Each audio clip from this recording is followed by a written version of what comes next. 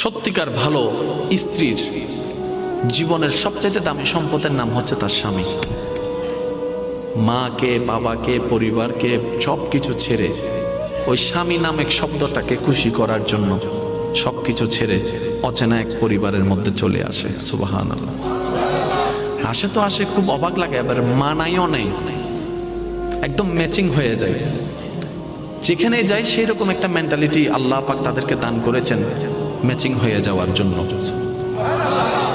একজন সত্যিকার ভালো বউ তার জীবনের সবচেয়ে বড় নিয়ামত মনে করে দুনিয়ার তার স্বামীকে। কারণ সবাই তার সাথে বেঈমানি করবে, আমার স্বামী কখনো আমার সাথে বেঈমানি করবে না। সবাই আমার হাত ছেড়ে দিবে, আমার স্বামী কখনো আমার হাত ছাড়বে না। এখানে যারা বিবাহিতরা আছেন, আমি ছোট্ট মানুষ হিসেবে শ্রদ্ধার সাথে একটা কথা বলি। এক ঘরের নিচে থাকলে, একই ছাদের নিচে থাকলে অনেক কিছুই হবে।